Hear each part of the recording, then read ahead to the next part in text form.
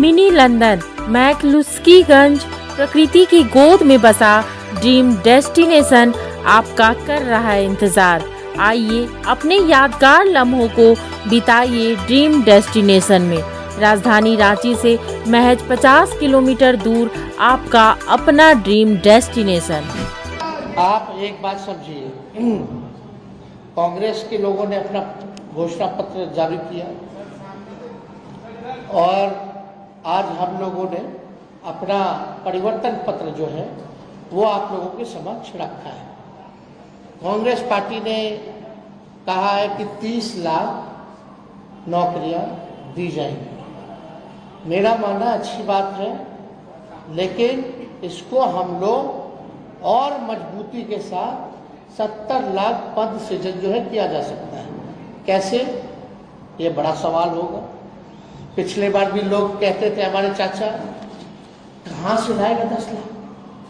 देश भर के जितने अर्थशास्त्री थे कहते थे कहाँ से आएगा पैसा, कैसे होगा? तो 17 महीने में 5 लाख नौकरी कैसे दे दिए भाई? पहली बार हमारे चाचा तो कहते बाप के पास से पैसा लेगा, और आज तो कहते हैं कि हम ही ने किया। अच्छी बात है, आपने क्या, आप मुख्यमंत्री थे तो कह सकते हैं, लेकिन सबसे पहली बात तो मेरे मुंह से सुने। तो 30 लाख जो कांग्रेस ने किया है वो केवल रिक्त पदे हैं, और जब हम लोगों ने बिहार में किया था तो 4.5 लाख पदें रिक्त थी। 4.5 लाख।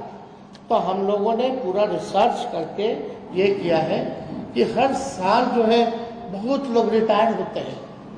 और सुन लीजिए, 10 सालों में मोदी जी ने रेलवे हो या सेना हो, सबसे ज्यादा जो बहालियां निकलती थी, इस बार 10 साल में कितना बहाली निकला? कोई बहाली नहीं निकला। तो हम लोग देखिए, दिल्ली में मैटर्स करता है नंबर। अगर नंबर जनता हमको ताकत देगी, वही तो कह रहे हैं। अरे भाई, आगे हमारे को 24 सीट पे हम लोग चुनाव लड़ रहे हैं। 24-25 सीट पे झारखंड का भी क्लियर हो जाएगा। बिहार में 23 सीट, झारखंड में 2 सीट हम लोगों की मांग है।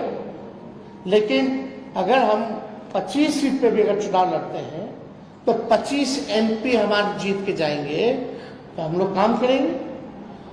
यूपीए 1 में हम लोगों ने करके दिखाया। सेकेंड लार्जेस्ट पार्टी थी 2004 में राष्ट्रीय जनता दल, कांग्रेस पार्टी के बाद। और प्रधानमंत्री बनाने में हम लोगों की सहमति रही, तब जाकर के मनमोहन सिंह जी प्रधानमंत्री लोगों ने घोषणा किया। तो ये हम पे छोड़ दीजिए। जो मुख्यमंत्री असंभव कहते थे उनसे हमने संभव करवाया। अब लोग तो चाहते हैं नौकरियां मिले। राहुल गांधी जी भी कह रहे हैं हर जगह।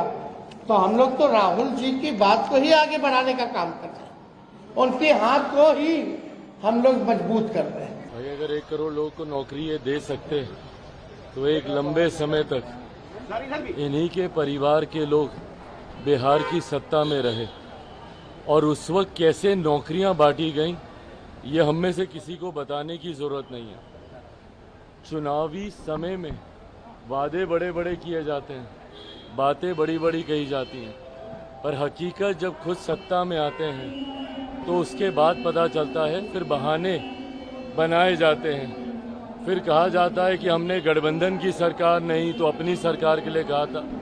ये तमाम बातें कही जाती हैं। हकीकत है, आज की तारीख में ये लोकसभा के चुनाव हो रहे हैं, और लोकसभा के चुनाव में बिहार की जनता ये मन बना चुकी है कि पुनः तीसरी बार मौजूदा प्रधानमंत्री जी को ही देश का प्रधानमंत्री बनाना है। और उत्तर प्रदेश को उदाहरण के तौर पर बिहार के लोग भी देख चुके हैं कि सही मायनों में एक डबल इंजन की सरकार ही राज्य का विकास कर सकती है। आज एक लंबे समय के बाद बिहार को ये डबल इंजन की सरकार मिली है।